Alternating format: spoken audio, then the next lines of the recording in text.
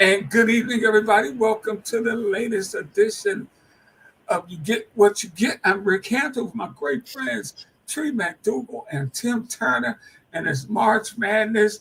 Guys, have you filled your brackets out yet? I have not. I've got to do it tonight. This is my favorite time of year, has been consistently as March Madness, or as they call it now, because we're too lazy to say championship week. Champ. Was it champ? Something? I don't know. I don't No. like that. Well, yeah, it's all that. I mean, All of this, that. as you say, it is a great time. You got your brackets, Tim? Oh no, I don't do brackets anymore because I just like those kids don't stay long enough for me to know who they are. I That is true. could not pick out one child in the team of how many 68 teams or whatever. It's why it's not 67. Alabama State won tonight. They beat St. Francis 70-68. So Yes. they get to play Duke. I think they play Duke. No, Auburn. Auburn. They play They get Auburn. to play Auburn. So Congratulations. it's You get always to play Auburn. the SIAC, I mean the MEAC and the SWAC. They always get those 16s or 15s, and Hmm. so yeah, because I think Norfolk State, I think they're playing Duke, if I'm not mistaken. So Yeah, Really? Norfolk State got Duke. Well, I guarantee you guys, Alabama State and Norfolk State will win the halftime portion of that show and the timeout portion of that show with their cheerleaders and halftime performances. So we can count on that. Uh, Good luck in the game. I don't think Duke will even play Cooper Flag Did you hurt this his week. ankle? An Yeah, ankle but injury? yeah. they won the SEC. I mean, they won the ACC tournament without. Well, Hmm. this is the deal, because I saw that the human blowtorch Stephen A. Smith having a stroke, um, when the idea that Duke was going to rush him back to play the first round game. He's like, he kept going on and on about Duke. If they can't beat a 16, without this guy, they don't need to be in the tournament.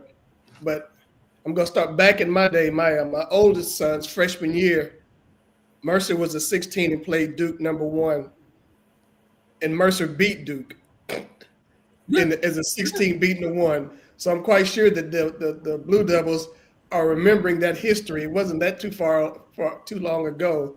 That it was about almost 10 years. I guess it has been almost a decade, but it did happen that Mercer beat Duke a 16 beating the one. So let's not get too cocky because the ACC is not as strong as it used to be. Hmm. How about two I've years? always been a fan of Duke and Carolina, which I know you're not supposed to be a fan of both. But I was thinking, well, maybe I don't need to fill out a bracket. Just go ahead and put Duke. But now I'm like, what? Maybe not. Yeah, You know, right. I saw it was online, so I don't know. It was just, I don't know how real it really was. It was this giraffe at this zoo. They had picking out the Yeah. winning teams. That They did always what? I do missed that. those gimmicky things where they got like a dolphin with one helmet and another dolphin with something else, because their dolphins' lives matter. So they had them with their helmets on and picking the things out. So any kind of gimmick, I don't think it makes any difference. The wise guys probably are picking somebody else totally. So Thank you for acknowledging dolphins here on the coast. Thank you. yes, But we'll do. you went back 10 years ago. How about 2 years ago, Farley Dickinson knocking off uh, Purdue Right. with Zach Edey and the coach off that team, Tobin Anderson, parlayed that win into a job at Ionia, and he just got fired after 2 years. Right. See, and that has happened a lot. I think Florida International, one of those, Florida Gulf Coast went on a run as a 16, and that coach got the job at Southern Cal. I mean, these coaches, they know they're smart. They know that was these fluky wins will get them going somewhere. But it's a fun time of year because you have these upsets, you have these games where people aren't supposed to, these buzzer beaters, these incredible shots, people who you find these characters who are fans along the way.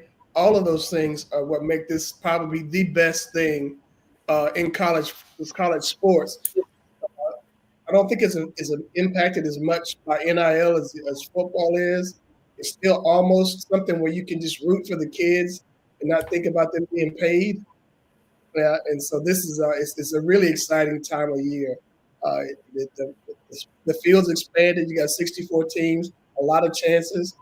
It's for those poor conferences who don't have a second bid is where you start dealing some of the things like, the SWAC and the MEAC will never have a second team in the NCAA tournament. That's just not going to happen. The loser generally of a lot of these conference tournaments, if they don't make the NCAA, they'll go to the NIT or the CBI or whatever that other tournament is. It's like the SWAC and MEAC are shut out of both of those other tournaments as well. I mean, Wasn't there a team was it last year or the year before that said, we don't want to play in the NIT. We're just going to sit out. Wasn't there a team that did that? Yeah. I think there's a team this year that did that because somebody. What's that? Indiana did it this year. Well, there was another one. It was initially picked for the NCAA tournament, the NIT or something to that effect, and it was a clerical error, or they said they made a mistake, and they gave the bid to somebody else. Wow. And so, and I wish I could remember who the team was, but that team said they're not going to play in anybody's tournament this year because they felt like they got jobbed really hard on that. So that's tough. It is really tough. The old clerical error. Clerical error. I don't see how that could possibly happen. That is terrible, man. That is terrible. And Indiana just hired Darian DeVries away from West Virginia.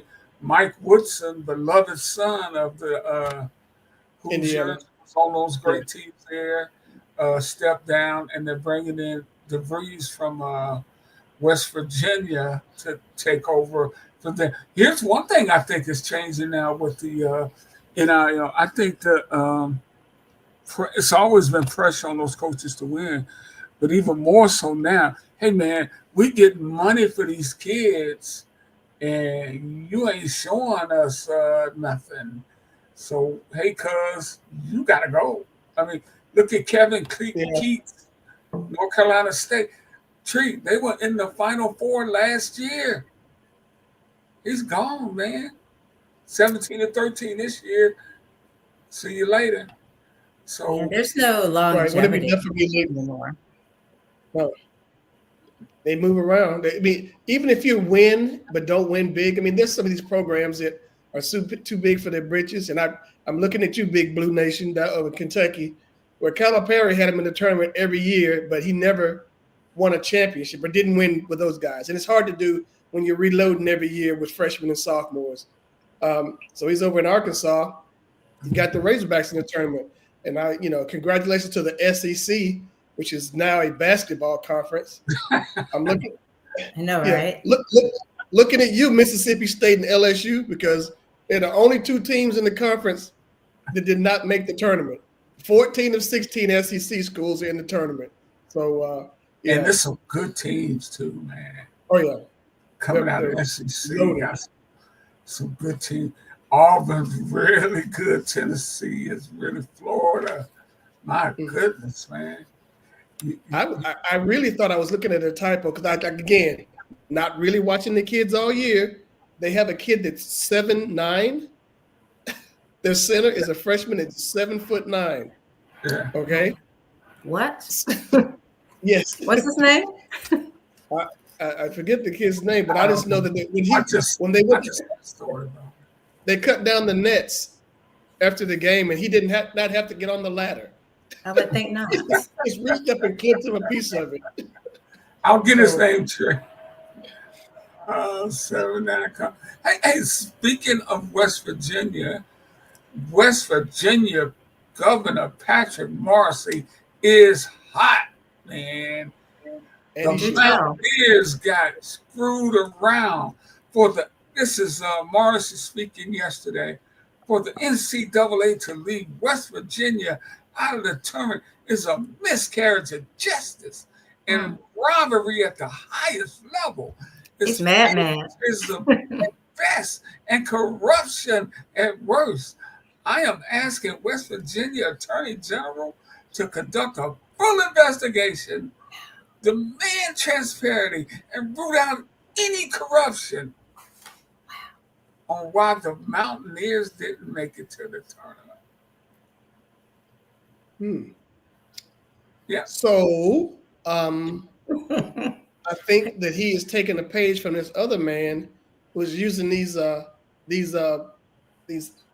non-issues and making them an issue, like making Canada a state and Greenland part of the country, and Gulf of America, and doing all this stuff, and people are still, they don't, their lives have gotten no better, and the eggs are still high. But let me throw this crap against the wall and see if these people will follow. What stinks, yeah.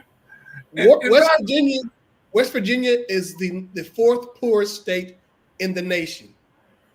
I think people there got a lot more worrying about. I mean, the poverty level is that, and there are folks up there who can't eat tonight. I don't think they care about West Virginia being in the tournament. I think that's where his priority should be. He should be focused on that stuff, this grandstanding foolishness. I think if you don't have food and you don't have jobs and health is failing, maybe all you got is basketball. I'm just saying. But I agree, there's more issues, more important issues, I would think, to the health and safety of people and livelihoods of people than basketball. I don't know what else they got going on. In West Virginia, there are more important issues. Football. Yes, football. Not to make light of it, but I'm just like, yeah. If that's all you got, yeah. And by the way, West Virginia was 19-13 on the season. So. He was mad, That's as really, they say. They're sad. These politicians that get up there and get their feeling. Well, they got to look like they're doing something, and they look really stupid when you got a state which is reeling as it is, and people are trying to go with clean energy, and they're not trying to hear that coal business that much anymore. So yeah, West Virginia governor need to go. Set some priorities, brother. Some priorities. And the tallest player in the tournament this year is Oliver Riaux. Yeah. Riaux. R-I-O-U-X. Rio, yeah. 7'9" freshman from Terrebonne, Louisiana. France. It's got to be France. Okay. I'm not sure of his nation, but it may as well be New Orleans with that last name. So hey, we're gonna give him that. When he said Terrebonne, I'm like, okay, he's from Canada. My bad. He's from Canada.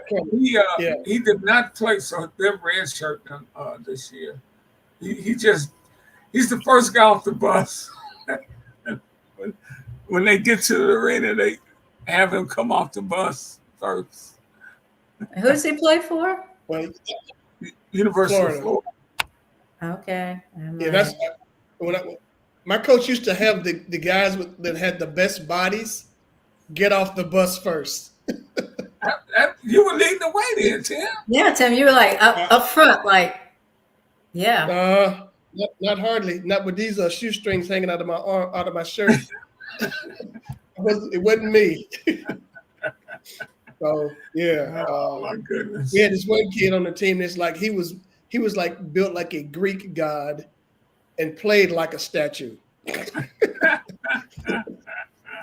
just you just look at him and go, wow, you want to be just like that, but then put somebody in front of me, you'll fall down. So that's what I'm saying. My goodness. Yeah. That was before wanted to be like Mike. You want it, yeah.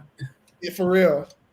This tournament, you're looking at this, they got these winning streaks. You got, like I said, SEC has the most teams in the tournament, and these other also rans, they come up there with theirs. What is it? Like the Big Ten had 8, Big 12 7, Big East 5.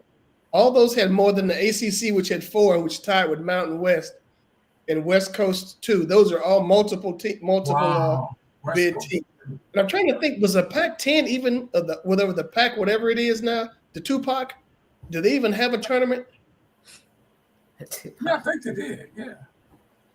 Okay, Yeah. it's like that they didn't get anybody, or did they get one team in there? I'm just trying to figure out what was going on with them. But yeah, this is it's going to be interesting because Florida with the tall kid is going to be that's Norfolk State, and then Oh, we only Norfolk get State. Norfolk State plays them on I think what is it on Wednesday I believe on excuse me on Friday.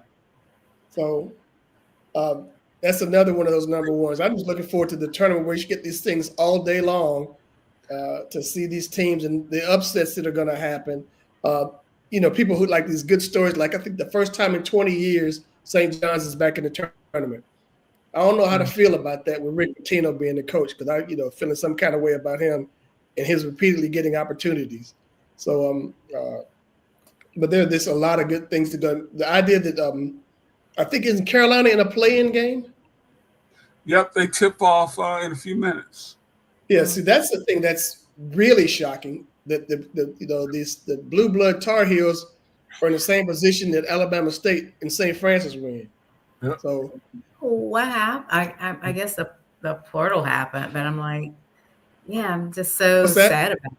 I said I'm so sad about Carolina, in a play-in, and I'm a huge Carolina fan as well as Right. Duke. Again, I reiterate, you're not supposed to like both, but No, I like a North Carolina team to be well they're going to do represented. something. Both of Do them. something. I think Carolina, they're so grateful to be in it. I think they're probably going to run. And Duke, they haven't been impressive this year, not at all. So it's a iffy one. I think the portal and so much movement in the game now has evened things up a little bit. Yeah.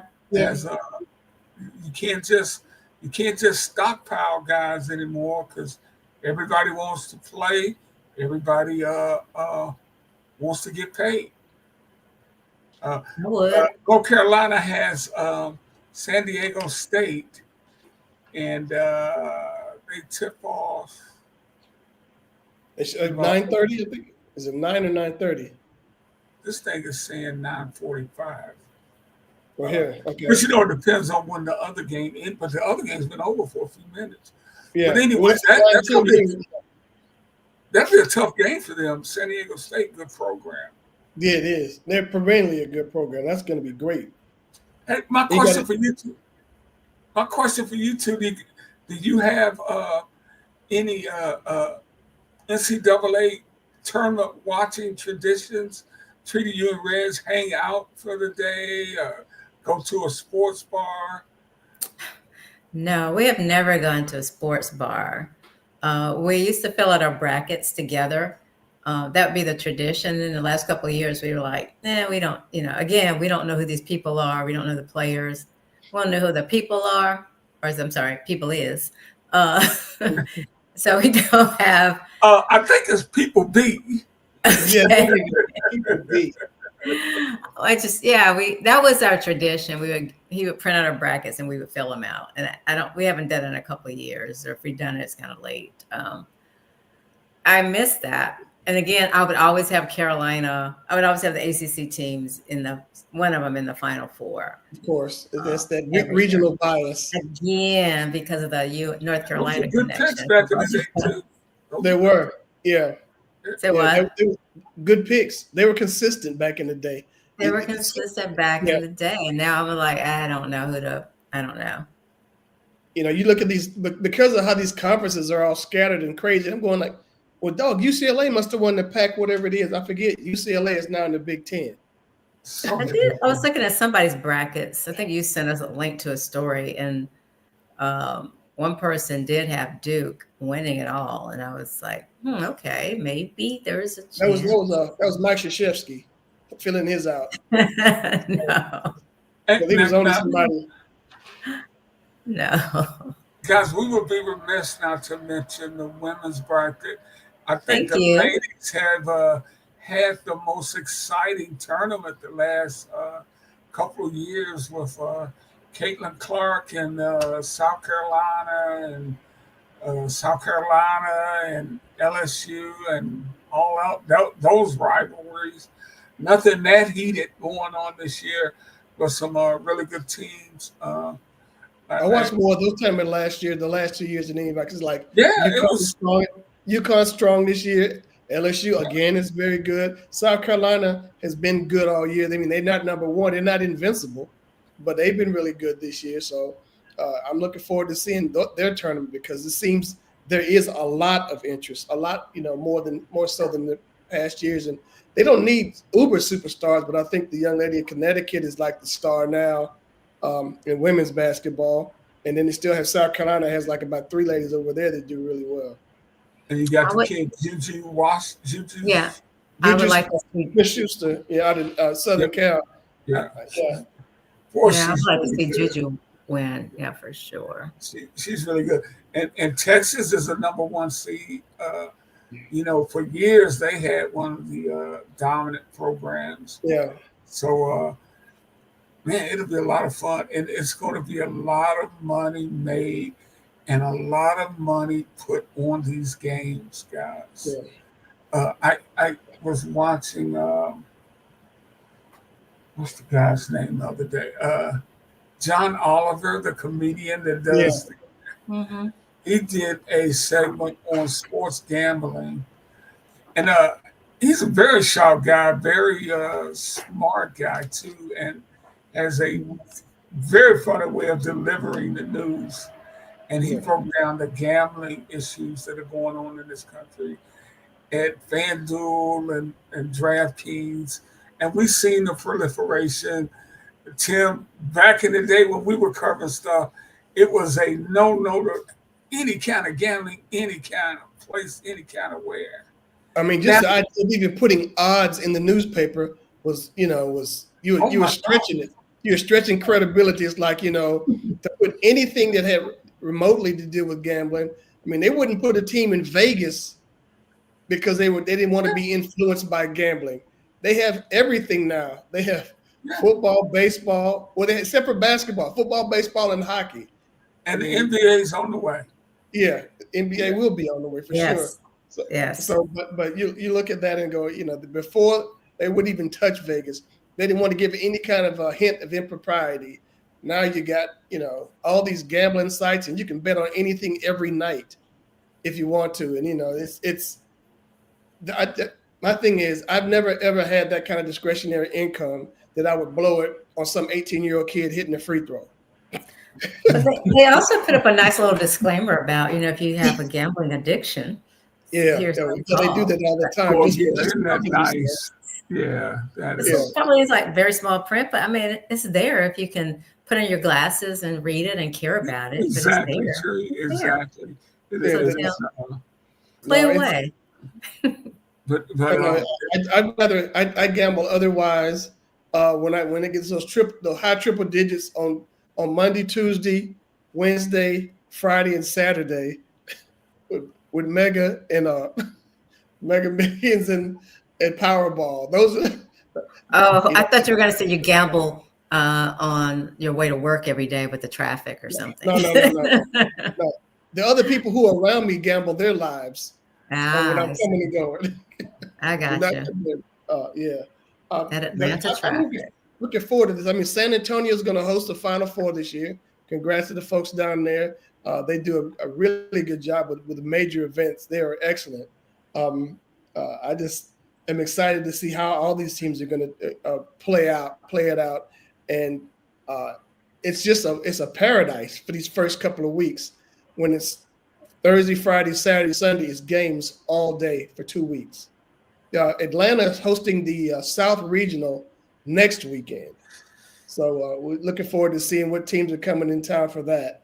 And I think that, Auburn's the number 1 seed down here, so they really won't have anywhere to go. But the other folks will have to travel around. You got tickets? Should I be like packing up my bag to drive there? You got to look up? The tickets are plenty here in the big city. There are plenty. And probably pretty reasonable, aren't they? Oh, yeah. Let's do it. Because nobody knows who's coming yet.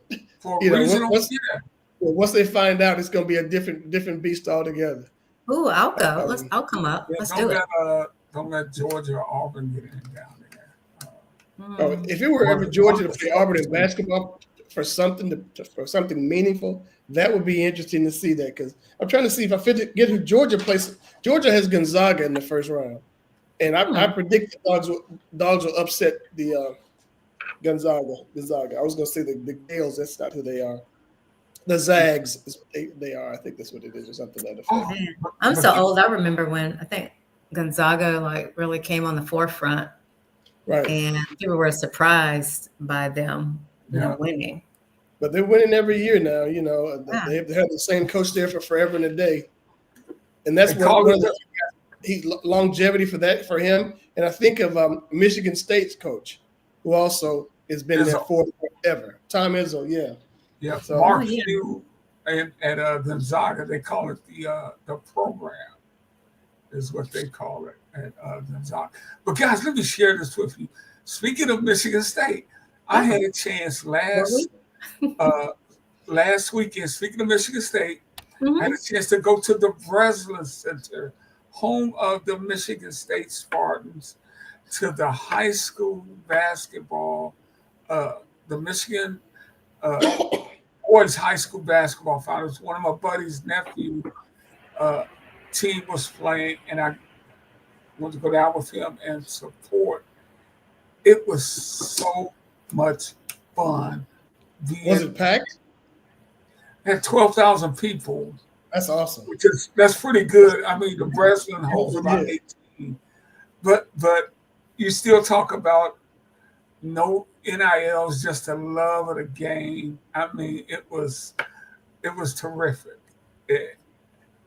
Get a chance, go to a high school.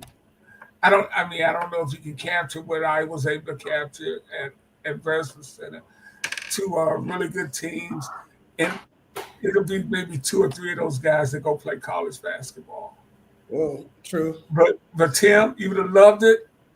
Loose ball, everybody's on the floor. I mean, you know what I mean? Getting after it for their school.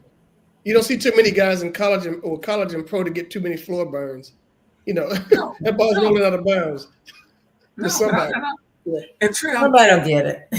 I'm thinking, what was the school? I forgot the school. I was thinking, these kids, they will remember this the rest of their lives, and in their community, they will be legends for the rest of their lives, man. Like you guys are, right? Yeah. Yeah, that's I am a legend in my own mind. So, hey, I got enough stuff around here now that clips of my name on it to make me a legend. That's what Anyway, I did want to share that. That was just. That sounds cool. Yeah. It really was. It really it's was. Great, but then you see the crushing defeat of the other kids. I mean, and that's the thing.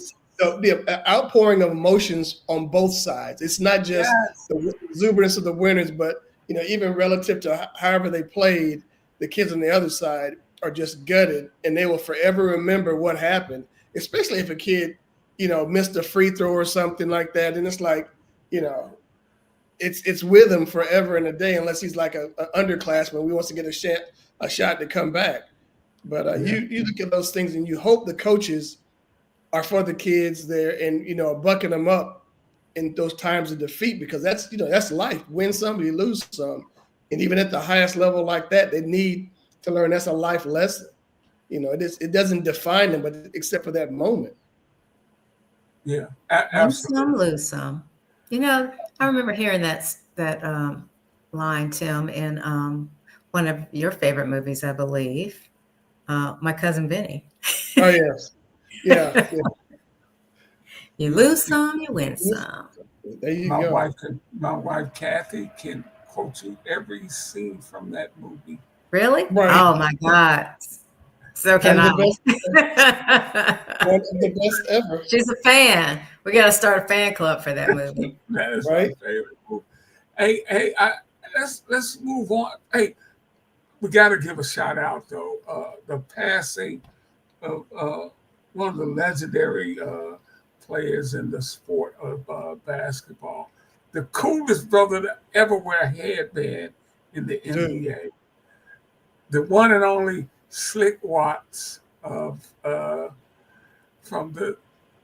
Seattle Supersonics. Yes, sir. That dude was fire. I didn't realize I didn't realize until See, now, tonight if you that look right the here, headband. Yeah. his headband is actually straight. So that means somebody has bumped him or something. Yeah. Because it would never be straight. Never straight ever. Yeah. I think it was he's HBCU guy. He came from Xavier down in New Orleans. I don't So know. it's and that's the thing about it. There, like these cats come out of nowhere and just excel. And he showed right there where he was. He steals per game. It talked about his quickness, penetrating to the hoop. He had it all. And that's back in the day when they weren't really that good. I think did he play with Sigma or was that before his time? He's downtown Freddie Brown. He and Freddie Brown with a backcourt. Yeah. Right. I mean, Seattle needs to get their team back and do it that way. But you know what? I think they were until this whole thing with Vegas. I think Vegas is going to get it from them, Tim. Probably. But who's it? I think the Oklahoma City was going to retire Gary Payton's number. And Gary Payton said, I will not disrespect the city of Seattle by allowing OKC to retire my number. Wow. So he's like, no, it's I played in Seattle. Yeah. I played in Seattle, so let's not go that route. Did you know Kevin Durant actually spent a year playing in Seattle? I did not know that. Yeah, he was drafted by the Supersonics in, I believe, 2009. Yeah, he's another example of why I don't belong in anybody's front office, because there was the opportunity to pick Kevin Durant or Greg Oden, and I would have picked the Greg Oden over Durant just because he looked more mature, as is an old man. Greg Oden was the oldest 21-year-old I'd ever seen. That's true. Durant was the second overall pick in 2007 by the Seattle Supersonics. Right. After Greg Oden with the Portland Trailblazers. Portland just has bad luck. And Sam Bowie, Michael Jordan. Say what, Tim? Is it Portland just has bad luck? Sam Bowie or Michael Jordan? Sam Bowie, Michael Jordan. Let's go with Sam Bowie. Wow. Yeah. Even Bill Walton. I mean, they won a championship with Bill Walton. Right. But Lucas, Bill Walton, they had some really great players back then. But Walton's legs went out on him up there. He couldn't stay healthy. Right. Just, that's what I picked two NBA stories, but one was not really an NBA story. I just thought it was incredibly interesting that they had to stop the Knicks game the other night. And Tracy Morgan threw up on the court. Yeah, I couldn't. He's okay. He's okay. They said he was food poisoning. So now I guess he won a lawsuit from when the truck hit him. Now he's gonna win, probably part ownership of the Knicks because of food poisoning. Well, we don't know where he ate, and it doesn't have. Yeah, did he eat there? Well, as a lawyer, it was from the game. It was saying something he ate at the game. Yeah, I'm getting ready to say, come on, lawyer. It could have been breakfast. What you gonna try to say? No, I've had food poisoning, and it happens pretty fast. So wherever he ate, I just didn't know that he ate at the. I didn't know he ate at the game. At the ball stadium, yeah. So that was a different thing altogether. Seeing him all still wired up, and still had his Knicks thing on in the hospital though. Had a little Knicks patch on. So he's terrible feeling. Still it's bad. Yeah, I'm trying to get a little. Here he is going up in there. I can't get it. Yeah, I mean, if he maybe he could get some ownership out of the Knicks, out of this, if he does the lawsuit, man, he'll get something out of it for sure. But we go back on the field. The Cincinnati Bengals listened to their quarterback Joe Burrow. Evidently, Joe Burrow kept saying, "We can't keep letting our best players leave the building. We can't keep doing this. We got to start paying people." And this is a quarterback talking. And you would think in a town like Cincinnati, which is, that big, meaning they're not big at all, they wouldn't have the wallet that they did. But they came up big time and signed both their one and their two receivers, Jamar Chase and T. Higgins, with big time contracts and extensions. So congratulations to the Bengals for being able to get that done. Because those, I mean, all three of those players. but now you got 80 million. No, you got 200 million in your wide receiver and two wide receivers. Another 150, 200 million in your quarterback. How you pay the rest of the team? Evidently, they get money for it. I think you signed Jamar. I don't see how you keep both those guys at that big number and fill out the rest of that roster. Especially because their problem is defense. Yeah, and they're about to probably lose one of their best defensive players. I think it was Hendrickson is his name. Yeah, he will not get paid now. He won't get paid because the money's all gone in those three players. Yeah. So he led the league in sacks the last 2 years. So hello, Atlanta. Come get your boy.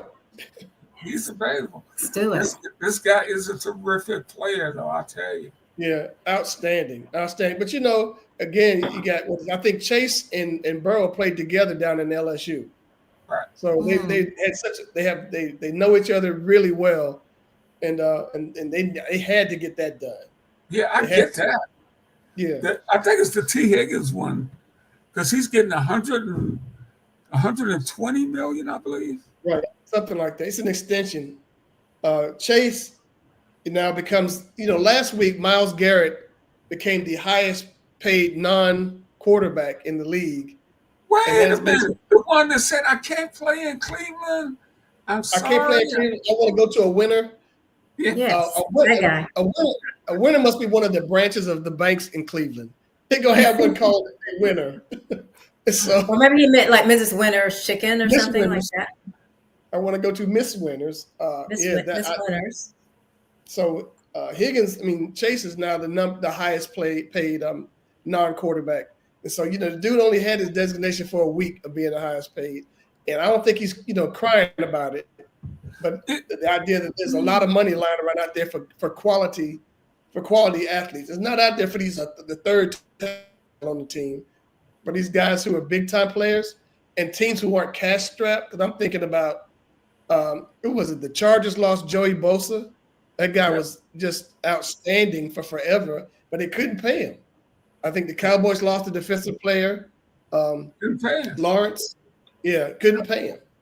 And the 49ers just been stripped for parts right now. Couldn't happen to a better team. Kyle Shanahan, I'm glad. So how's our team, the Falcons, shaping up? Our team.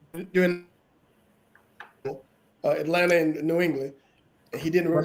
They paid Kirk Cousins. Wow, I can't talk about Kyle Shanahan without us going dark. We're here. Kirk Cousins got his $10 million. I think we lost Tim when I mentioned I don't know. Are we back? Maybe. When I mentioned they had to pay Kirk Cousins $10 million. Tim, you still there? Man. They're gonna recoup their losses on Mr. Cousins. They're gonna get that money back. That's the story, and I'm sticking with it because he picked up because he was on the roster. As of Saturday, he got picked up a $10 million bonus. And he's gonna just carry a clipboard this year. Kirk Cousins has made more money being he's a good quarterback, but he's a Hall of Fame negotiator. He's the GOAT of doing contracts. There's several third world countries that would love to see his bank book. Hey, at the rate we go on, he might have more money than this country, man. Oh, he just might. But I think, if they can get it, yeah. Oh, God bless them. No problem. Hey, no problem about that whatsoever. More power to them, man. Just break off a little something. We're having that for humanity. But taking care of take care of your folks, take care of nonprofits, take care of Yeah. He got it all. But you think about that. You just get excited for people who make wise decisions, and it brings back to I was thinking. Well, I finally saw what it called, what the number was. Junior Bridgman. His net worth is $1.6 billion. Wow. Go ahead, brother. I Go know ahead. you guys Hey, both Good froze for up on him. that one. that's the late Junior. In fact, I was on with our friend Paul Mokeski last night, and they were teammates for 5 years. And he and Paul was they were good friends, and he was talking about what a class guy he was off the court, one of the best teammates you could ever have, and one of the smartest guys that was on the team. And he mentored Shaq uh, Hmm. on the business end when Shaq came into the league. Uh, Junior Bridgman gave him some ideas. And you know how he got started? When back then, you could work side deals under contracts. Paul was saying Junior Bridgman got a Wendy's franchise out of his deal, Jack Sigma and Marcus Johnson. They each got a Wendy's franchise as part of their contract with the Bucks. I asked Mo if he got one, but he was like, "No, I was just trying to get a contract. I was trying to get on the team." Love the honesty there with that. Yeah, Yeah, but that kind of wisdom, because Shaq speaks of every year he meets with the people who he endorses, and he doesn't, and he calls them partners because that's what it actually is. It's a partnership, and so he works with all of them with that kind of thing, and he puts his name on it. I remember listening to Barkley this past week talk about Julius Erving pulling him aside, telling him about his money and how many cars can you drive at one time, how many houses you need, that kind of stuff. Uh, uh, Herm Edwards would speak to the rookie classes of the NFL and say, one car, one house, one girlfriend. All you need. That's it. Save your But what money. if they want to? What if they want to get their mama a house? Would there be like 2 houses? One house, Okay. one car, one girlfriend. and It's one of his the house. things Julius talked about also, the one of the hardest things to do was learn to say no to Right. others. Family That members. you want to be able to help all your friends, but you can't help everybody. You can't save everybody. So, You No, know. that makes sense. They're You doing an MC see and, Hammer. that and kind of stuff. I wonder We see are the those other side of it too. pressures? Like somebody, No, go ahead, Tim. Go ahead. no, the other side of it, you see somebody like, I think Isaiah Ryder made like over $80 million in the NBA and does not have it at all. Yeah, yeah, Mm. yeah. So you wonder about that, and you wonder how the choices they made, and I wonder the pressure. I also wonder, is that just something uh, the pressures that come from the outside with the black athletes that come up? Is that a general thing with all athletes, uh, the, as well as the white athletes? I think people don't have good people around them. It's going to be everybody. There are these cautionary tales in just about every sport. Somebody handle their finances well, and it's really sad that these guys who have these guaranteed contracts blow the money like that. Yeah, It's unfathomable to me that you can burn through stuff like that unless you're like living a lifestyle that is so crazy. You got some people like who do that, but then you have these other guys who are real frugal. Some NBA, I'm trying to think. One NBA player is like driving a car he's had for 15 years. He's still driving the same car. I mean, yeah. where he's Oh, not. Kawhi Leonard. Yeah, okay. Kawhi Leonard. He's not trying to spend all his money on the latest thing. They're being smart about it. Yeah, that's smart. Will Clark, when he came out of Mississippi State, his first 3 years in the big leagues, he lived off of his endorsement money. He did not.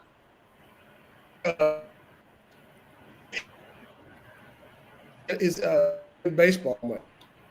So people like that who are really hard knowing it's not going to last forever. And then you have Barry Bonilla. It doesn't have to be a sad story if you just can, And then you have a guy like Barry Bonilla from the Pittsburgh Pirates and Mets, who gets a 1.19 million every July 1st. Oh, yeah. It's Bobby Bonilla Day. I said Bobby Bonilla Day. Right. For the rest of his life, he hadn't played. Bonilla hadn't played, 25 years maybe? No, I think you're right. I remember us always celebrating that when we talk about it every year on the show about Bobby Bonilla Day. So Bobby Bonilla Day. Yeah, you guys have taught me well. I think it comes in June. Everybody's getting paid. That's going to be awesome.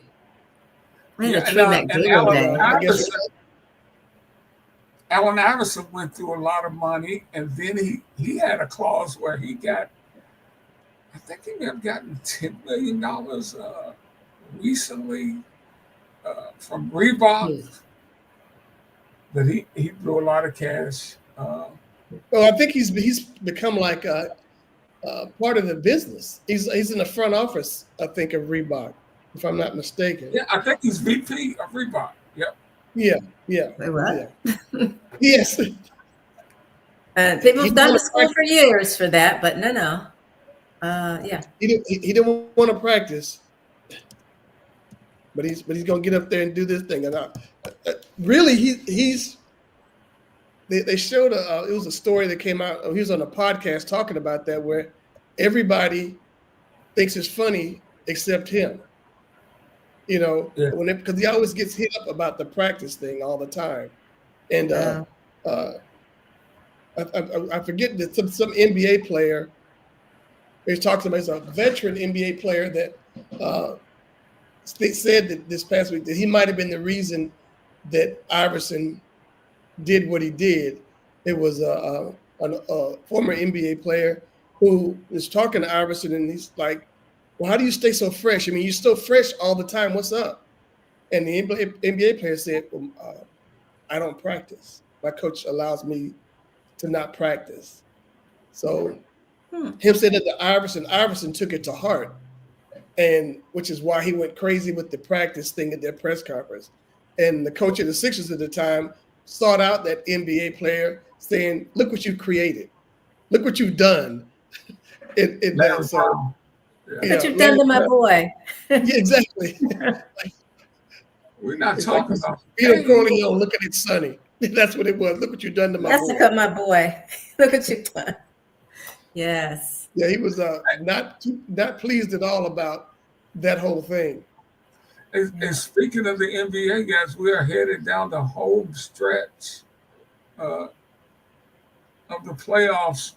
And it looks like in the West, man, OKC, they are really, really good. SGA, Shea Alexander-Gilgeous, is a tremendous player. I think he's the MVP this year, guys. And in the East, SGA with OKC. Oh yeah, he's the MVP. He is tremendous. And the guy that makes them go. I mean, obviously he does, but they got this guy Hartenstein. They got from the Knicks, 6'11" center. He just bangs, rebounds, blocks shots. He's an energizer bunny for them, and he's made them a physical team.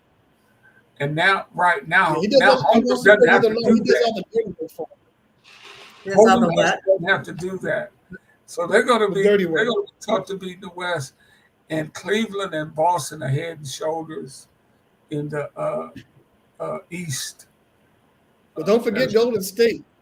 I mean, they've won. Jimmy Butler's been there for 14 games. Well, 15 games. They won 14 of them.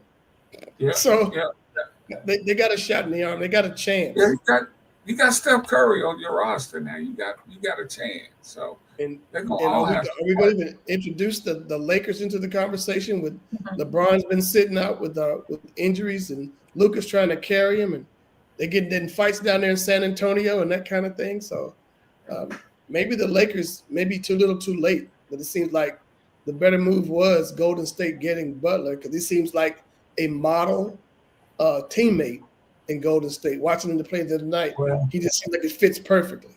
And everybody was like, no. Well, right? he is today anyway. He's the model teammate today. You never know what these guys now. Man. He's playing nice, is what you're saying? Playing nice for now? Yeah, you never know. I'm straight up thinking he's still a knucklehead. Yeah. because you wind your way out of town, but he has been really good with the Warriors. Only thing he has had problems with is that he's the 3-point shot. He is not really good at that at all. And he took a couple of them the other night that looked like my 3-pointers in an empty gym.